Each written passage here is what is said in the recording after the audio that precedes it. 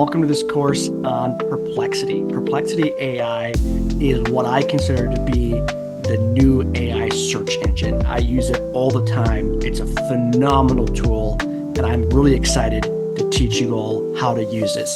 So just for disclaimer purposes, this course is not sponsored in any way, shape, or form by Perplexity.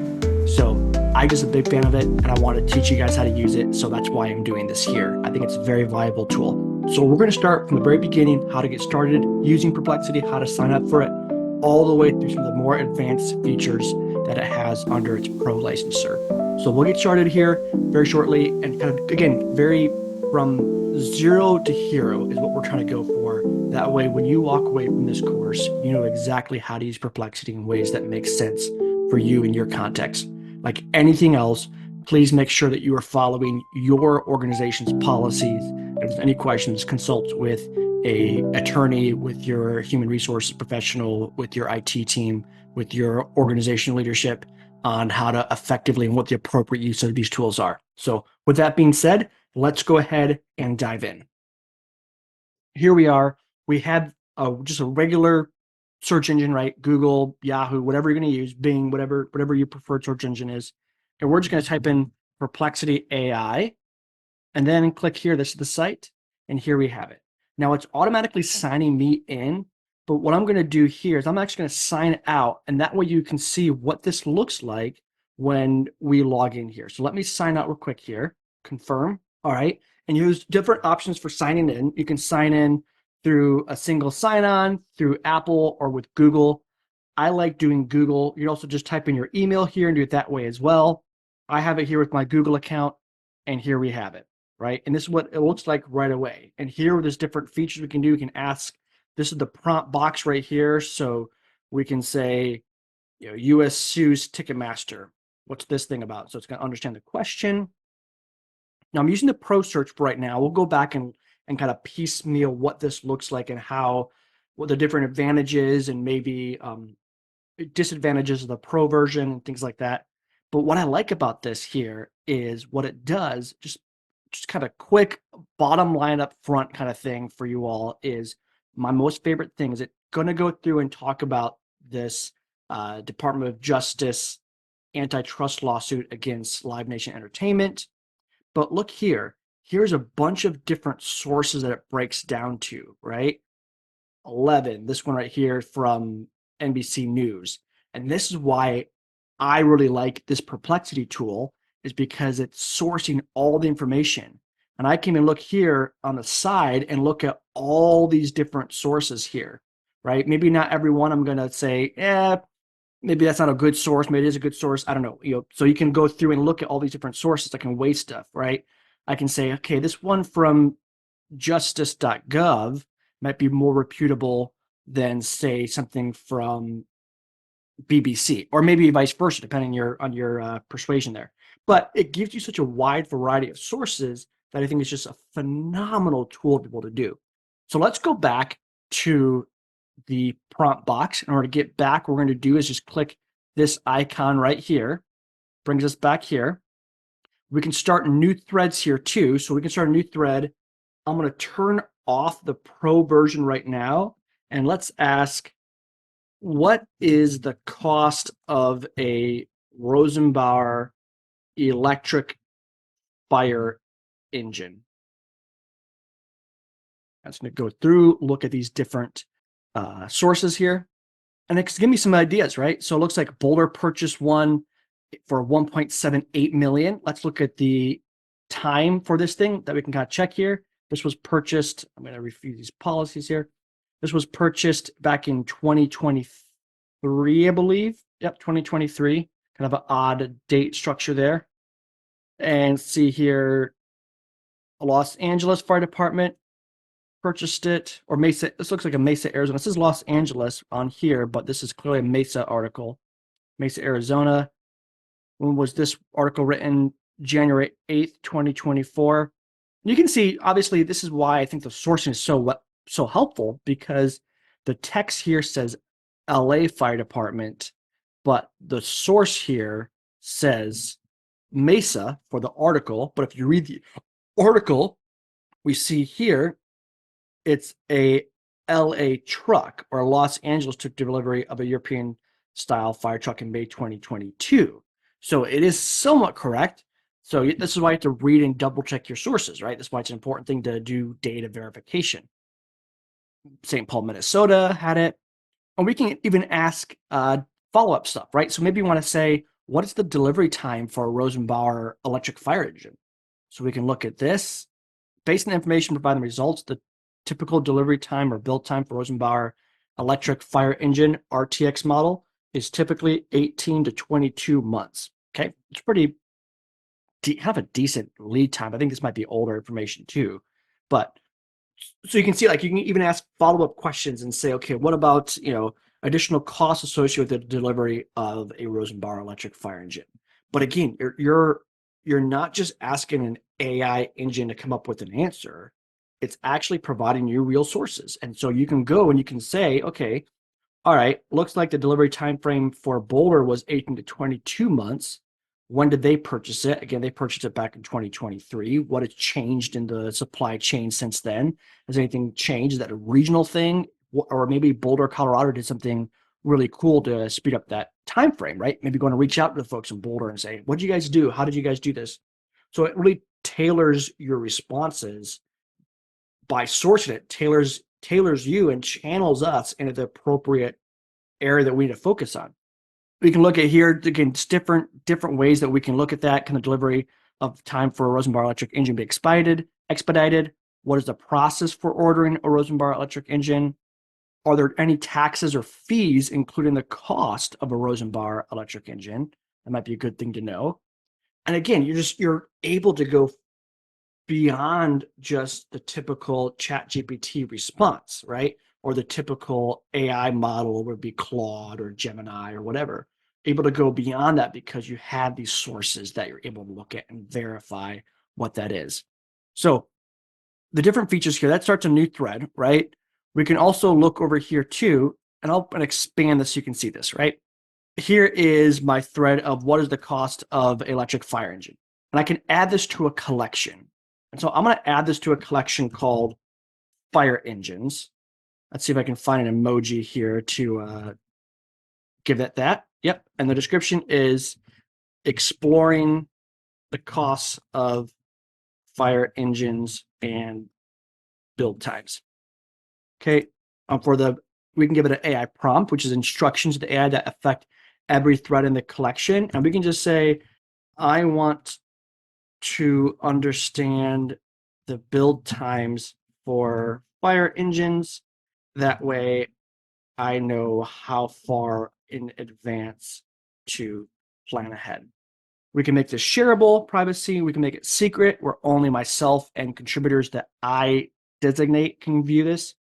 For now, I'm fine with people knowing that I want to look at fire trucks, right? There's nothing proprietary, nothing on that regard in terms of any information I need to protect at all, because in a city, obviously we're going to look at fire trucks, right? So that's totally fine. But we can do this here. We add this to this collection, right? So we have this collection here of fire trucks, right? So this collection here is going to add to there, right? So now this collection of fire trucks. Let's go over here. Now what we're going to do is we're going to add a new thread to this collection here. And we're going to do here is, what is the cost of a Pierce? Or let's go, like, instead of this, let's do, what other companies make electric fire trucks besides Rosenbauer? Let's go look here. Other companies that do that. We have a Pierce makes a fire truck, looks like. The Volterra one, Vector E1 as well too. And so this might be interesting, right? The different ones that make it. And so let's go ahead and add this to our collection. Right now, this is added to our collection. And this is a great question. How does the Vector electric fire truck from E1 compare to other electric fire trucks?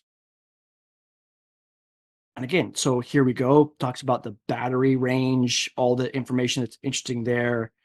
Fully electric designs, unlike hybrid models like the Rosenbauer, which is a backup diesel engine, which may or may not be beneficial, actually. You might want a backup diesel engine for your fire truck. That actually might be a positive. I don't know. It depends on your on your preference there and what you need to do in your city and your organization. So we can also ask different things like, what's the battery life of the electric fire truck from E1? Okay, great question here. We can also do this too. So we now have this whole collection going on here. Let's go back and add one more to this thread, and we can say, what is the build time for a Vector E1 fire truck? The build time is not explicitly stated. However, we can infer some details about the production timeline. It was introduced or unveiled in the summer of 2021. In November, E1 was contacted by Mesa to develop and manufacture the Vector, and the truck was finally delivered and began operations in January 2024. So it took around 2 years from initial announcement. Okay, that's really interesting to see. Also, what is the price, right? What's the price of the E1 here? It does not explicitly state it. Looks like some of the other ones they stated, like Rosenbauer, traditional diesel fire trucks. Recent examples show pricing ranging from $590,000 to $1 million per truck. So again, we want to say, okay, this is interesting. Let's add this to this collection then, right? And now what we can do, let's go ahead and let's just forget, let's go on an entirely different subject, right? So we talked about fire trucks, that's cool. Now let's go to something else, right? Maybe we have this, we have to focus on something else, right? We got to prioritize our time and sometimes take it in different chunks. So now let's go grab a new thread for, let's talk about what are some unique strategies for economic development in rural towns in Kansas. And here I'm going to show you here the pro version, right? This is what the pro version does.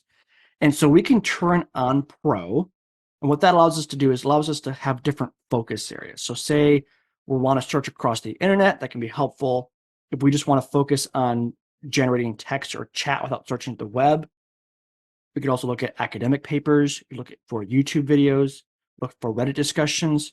For here, I'm just going to focus on this, just all this on the entire internet.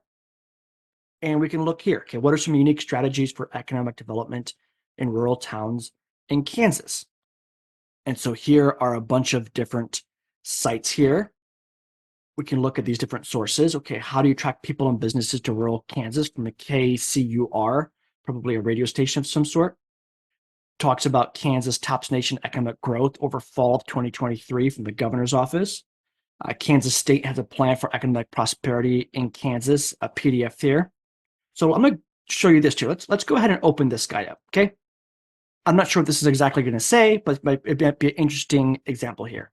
So I have this artist's newsletter, I'm not sure what we call it exactly, but some kind of a plan of some sort. It's document here, PDF document. Interesting, cool, different things here. I'm going to download it, okay? We're going to download this thing right here. We'll just save it to my desktop for now. That's fine. And what we can do here now is we can actually go ahead and I can attach this. Okay, so I can go here and let me grab this article from my desktop.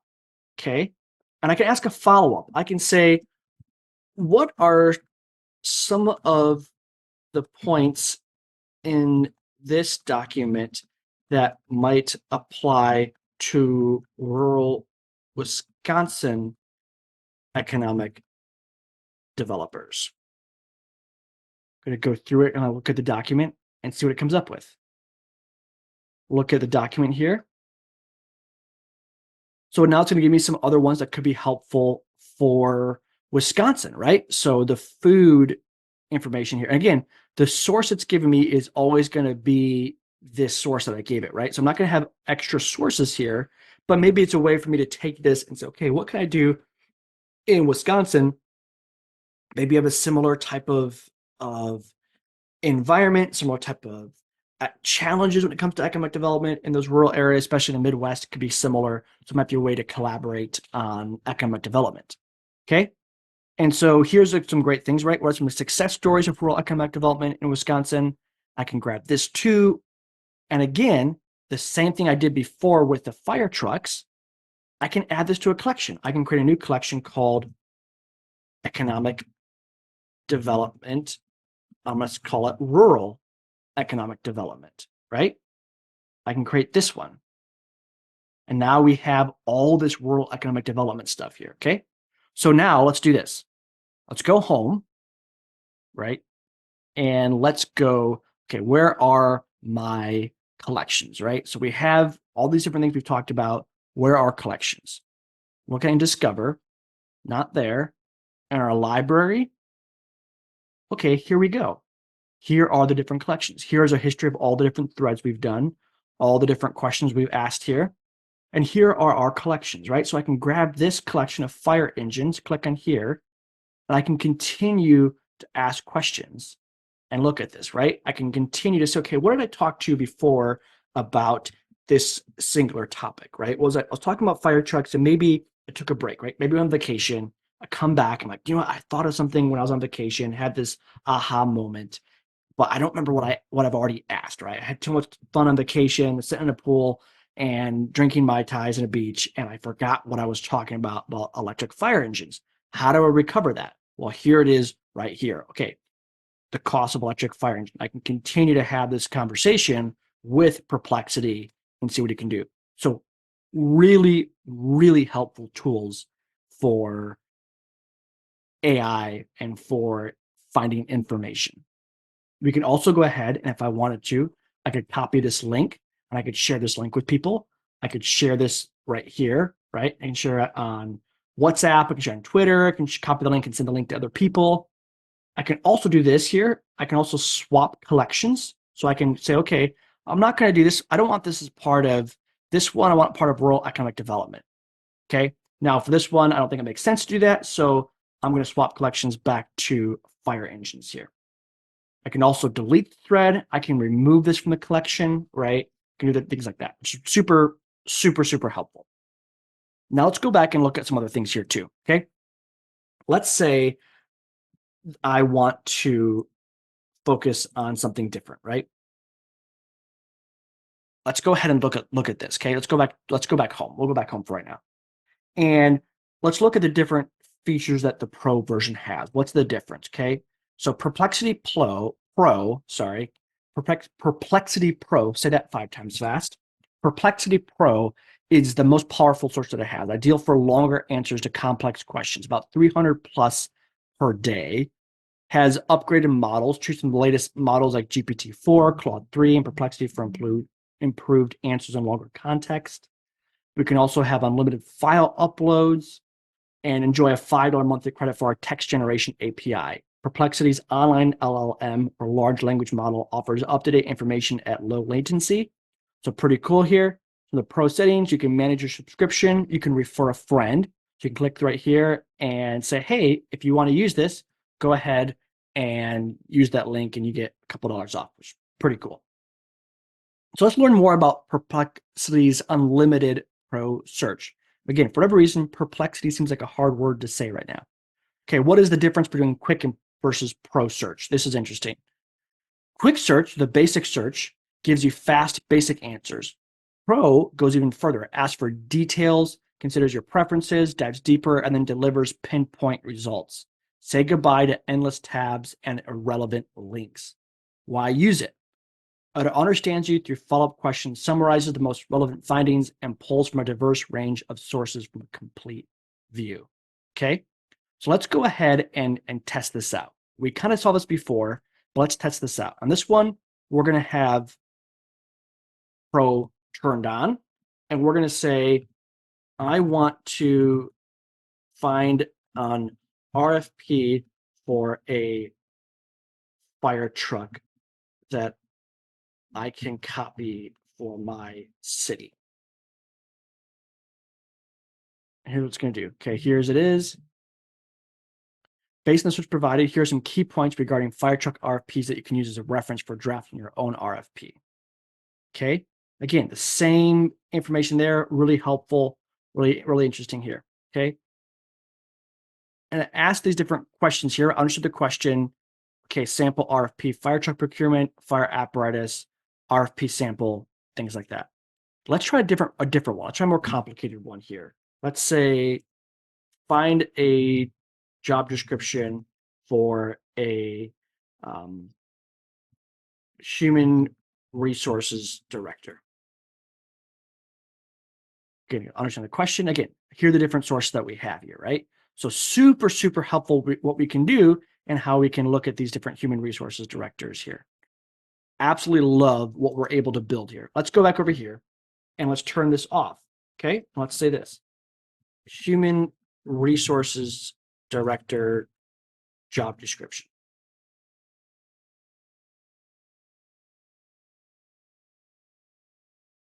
Now turn on pro until we get here: human resources director job description.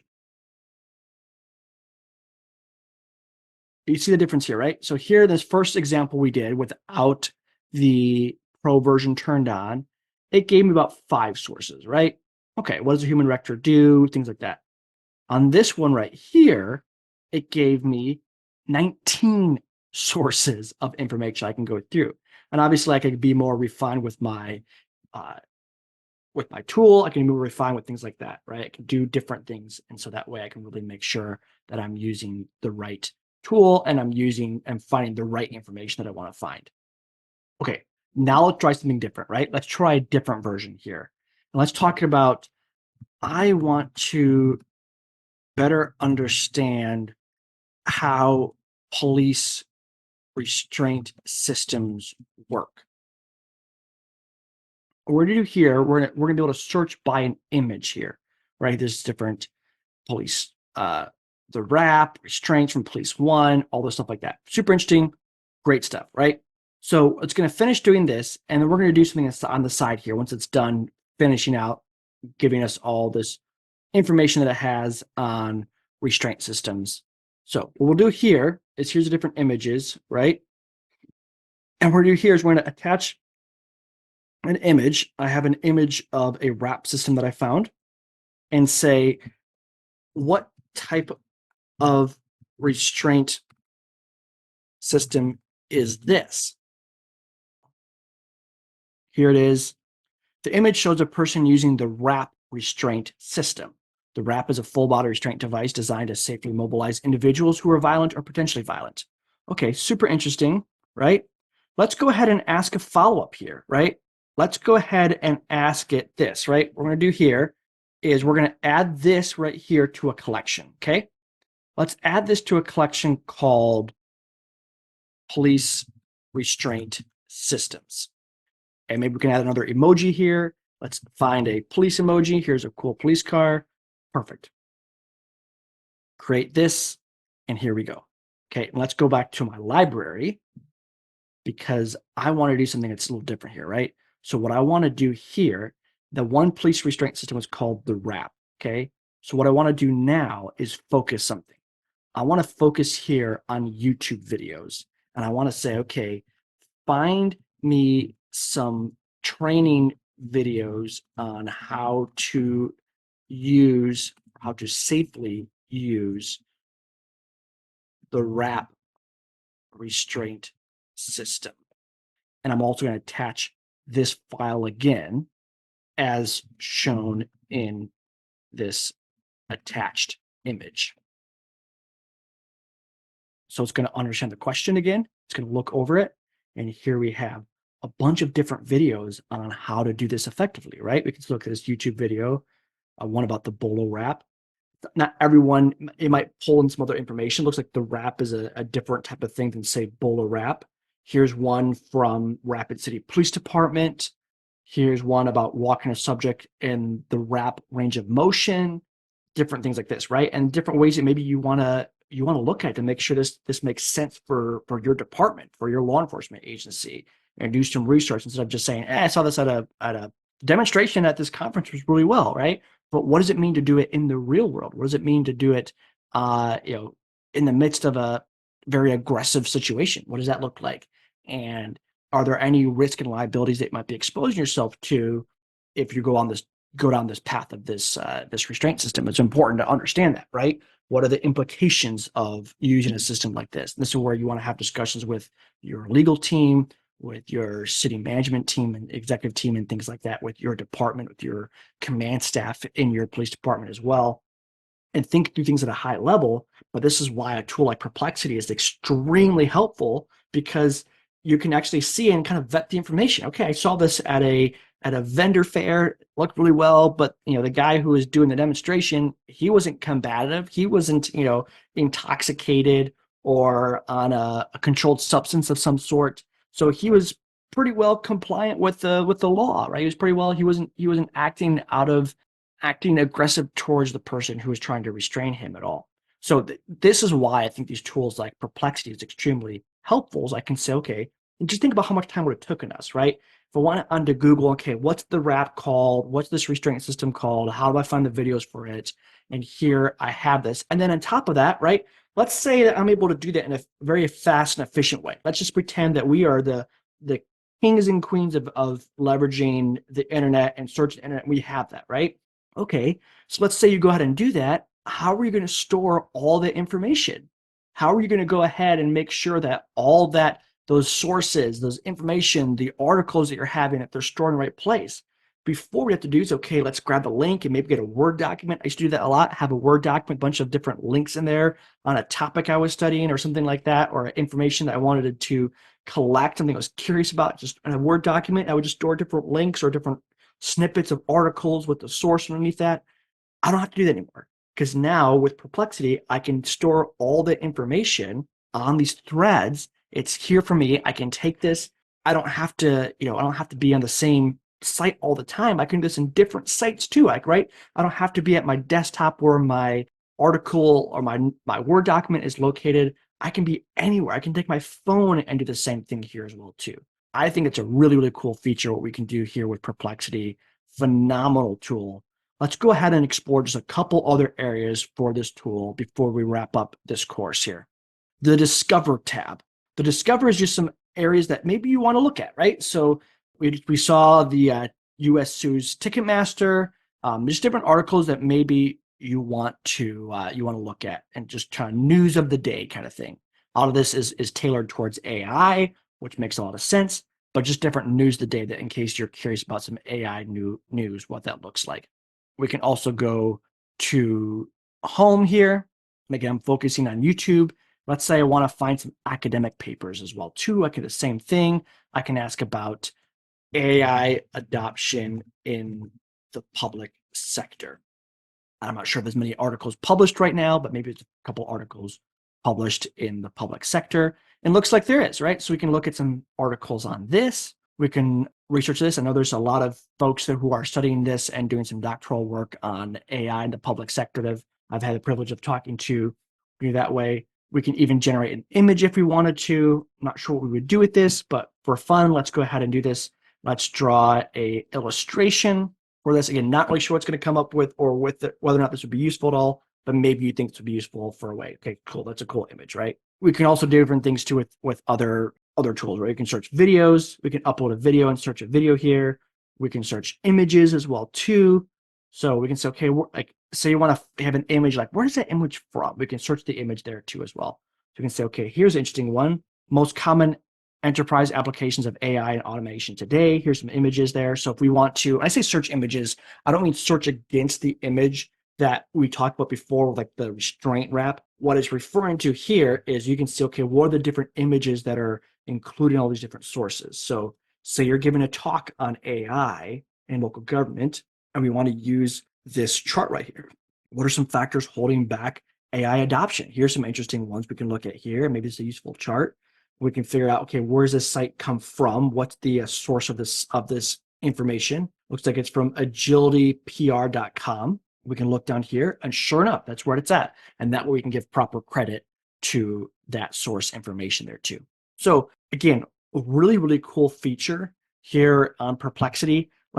Before I know I said the last thing before I close out, but I do want to show you what the cost is for these type of things here. So what I want to show you here is the cost. I believe the cost here. Let's go ahead and manage the subscription. I can show you where to find this information at. The cost is about $200 per year, so not a terrible cost there. And there's a lot more you can do with it, right? There's some things you can do with your profile. You can change your profile here, introduce yourself. I can say I'm a deputy city manager in the Phoenix AZ metro area, focusing on public safety and efficient use of taxpayer dollars. I can add my location, so I can say Phoenix AZ, preferred response language. For this, I can change it to different things. I can say automatically detect. For this one, maybe I want to have it in English, right? So I can do that here. I can save this. Here's my prompts, and that way it knows what I'm going to focus on most of the time. There's a lot you can do with API. I am not an expert when it comes to how API works at all. I know there's a lot of you out there who are really good at this.